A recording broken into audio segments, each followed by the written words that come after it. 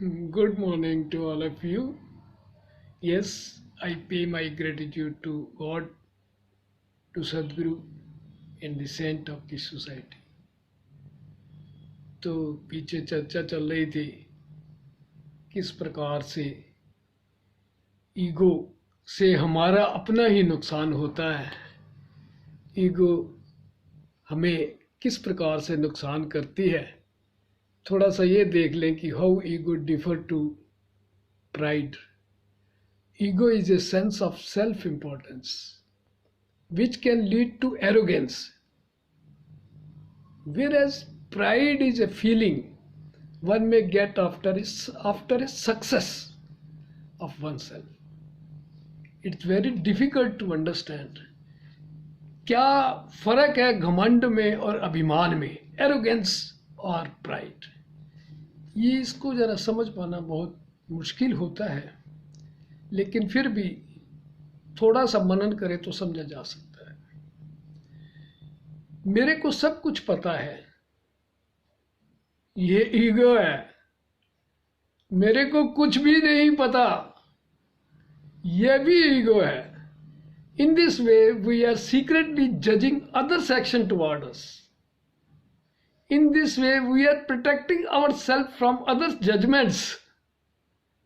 किस प्रकार मकड़ी जाला बनाती है और खुद जाल में फंस जाती है, इसे ईगो कहते हैं। किस प्रकार से जाल बनाना और खुद फंस जाना। We are increasing ego day by day अगर हम ये कहते हैं कि मेरे को कुछ नहीं पता। तो अब बात ये आती है कि ये तो ईगो की डेफिनेशन हो गई, परिचय हो गया, नुकसान हो गया, किस प्रकार से ईगो नुकसान करती है। अब जरा इसकी उपाय के बारे में भी बात कर लेते हैं। किस प्रकार से इन एब्सेंस ऑफ ईगो, अगर ईगो नहीं होती तो किस प्रकार से हम इसका बेनिफिट उठा सकते हैं। पहली बात आती है एप्रिसिएशन टू ऑल। अगर ईगो नहीं होती तो हमारी एप्रिसिएशन शुरू हो जाती है, हम सबको एप्रिसिएट करना शुरू कर देते हैं। और जब हम एप्रिसिएट करना शुरू कर देते हैं, एप्रिसिएशन इज ए मेडिटेशन। चलते फिरते जो भी मिलते हैं हमें, अगर हम एप्रिसिएशन शुरू कर देते हैं, it is a sort of meditation. Meditation की अवस्था में, ध्यान की अवस्था में हम पहुंच जाते हैं। Next, we adopt devotion in our life. भक्ति को जीवन का आधार बना लेते हैं, और जब भक्ति जीवन का आधार बन जाती है तो सरेंडर टू गॉड। और जब गॉड को सरेंडर करते हैं, गॉड का मतलब सदगुरु, सदगुरु को जब सरेंडर कर देते हैं, सदगुरु को सरेंडर करने से ही हम शरणागत की स्थिति में पहुंचने की कोशिश करते हैं। तो जब शरणागत हो जाते हैं सदगुरु के प्रति, तो लॉ ऑफ सरेंडर अप्लाई।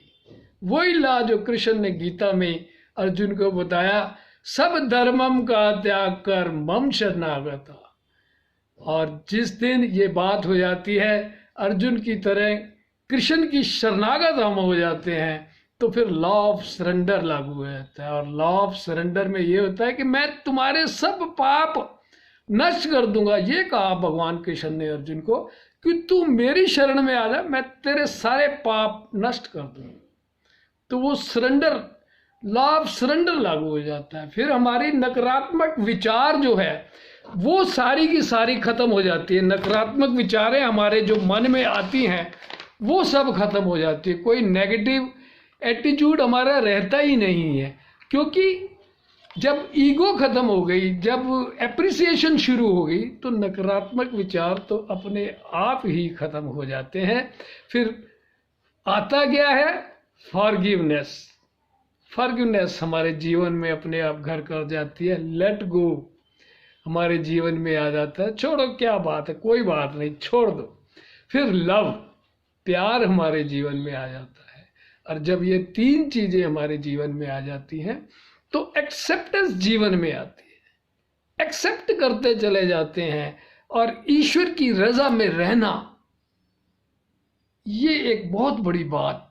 ईश्वर की जो हो रहा है सब कुछ सदगुरु की कृपा से हो रहा है, संत महात्माओं की कृपा से हो रहा है, या फिर ईश्वर की कृपा से हो रहा है। ईश्वर की रजा में रहना, ये हमें आ जाता है। और इसका उपलब्धि क्या होती है कि हमारे मन में शांति आ जाती है। जब मन में शांति आ जाती है तो फिर बात ही कुछ नहीं। और मन अगर शांत हो गया तो निश्चित रूप से जो भी कार्य करेंगे हम, उसके हिसाब से रिजल्ट आएंगे।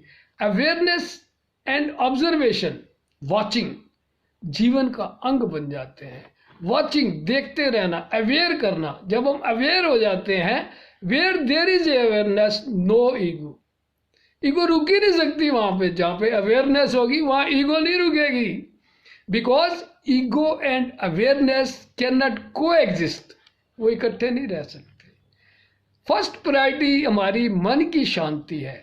अपने आप से सबसे बड़ी उपलब्धि है। सब कार्य अपने आप बनते चले जाते हैं, ये फर्स्ट प्रायोरिटी आ जाती है। तो किस प्रकार से हम देखते हैं कि ईगो, अगर इन एब्सेंस ऑफ ईगो हमें किस प्रकार से रिजल्ट मिलते हैं, तो इसी ओर अग्रसर होना है।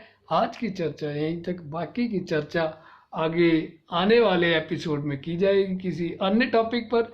आज की चर्चा यहीं तक। Thanks giving to all who are watching my videos. Thanking you. Thanks to all.